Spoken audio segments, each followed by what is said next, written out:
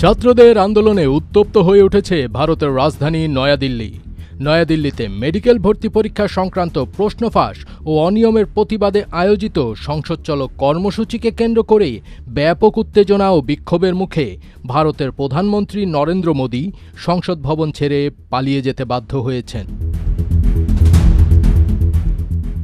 গতকাল সোমবার ২০ জুলাই সংসদের বর্ষাকালীন অধিবেশন চলাকালে ককরোচ জনতা পার্টির ব্যানারে হাজারো আন্দোলনকারী নিরাপত্তা ব্যারিকেড ভেঙে সংসদ ভবনের মূল ফটকের দিকে অগ্রসর হন। এ সময় ভবনের ভেতরেই প্রধানমন্ত্রী উপস্থিত ছিলেন। পরিস্থিতি ক্রমশ উত্তপ্ত হয়ে উঠলে ও বিক্ষোভকারীদের সাথে পুলিশের দফায় দফায় সংঘর্ষ শুরু হলে নিরাপত্তা বিবেচনায় বিশেষ নিরাপত্তার মধ্য দিয়ে প্রধানমন্ত্রীর গাড়িবহর সংসদ এলাকা ত্যাগ করে। শিক্ষার্থীদের আন্দোলনে পুলিশের ব্যাপক লাঠিচার্জ এবং রাবার বুলেট নিক্ষেপের পর এই আন্দোলন এখন মোদির পতনের আন্দোলনের দিকে এগিয়ে যাচ্ছে।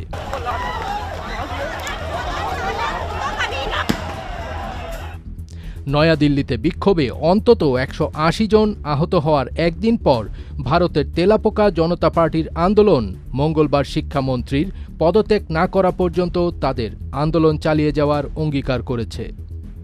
তেলাপোকা জনতা পার্টির অনলাইন আন্দোলনের শক্তি প্রদর্শনে সোমবার হাজার হাজার বিক্ষোভকারী ধর্মেন্দ্র প্রধানের পদত্যাগ এবং ব্যাপক পরীক্ষা সংস্কারের দাবিতে জাতীয় রাজধানীর কেন্দ্রস্থলে জড়ো হয়েছিলেন।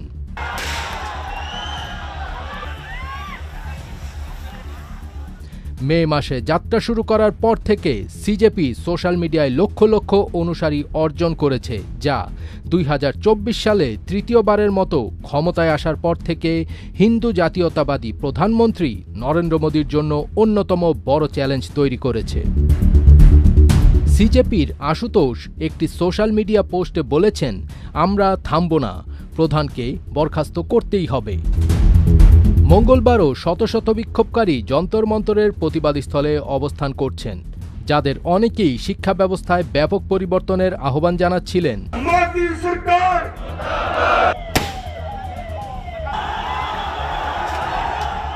সোমবার প্রায় ৫ বছরের মধ্যে দিল্লির অন্যতম বৃহত্তম এক গণসমাবেশে বিক্ষোভকারীদের সংসদ অভিমুখে মিছিল করতে বাধা দিতে পুলিশ কাঁদানে গ্যাস ও লাঠিচার্জ করে। সোমবার গভীর রাতে এক বিবৃতিতে পুলিশ জানায়, সংঘর্ষ চলাকালে প্রায় ৬০ জন বিক্ষোভকারীও আহত হয়েছেন বলে জানা গেছে। বিক্ষোভের আয়োজকরা কর্তৃপক্ষের এই একনায়কসুলভ আচরণের নিন্দা করেছেন এবং বলেছেন যে শত শত বিক্ষোভকারী আহত হয়েছেন। ফজবির তাজ, এটিএন বাংলা।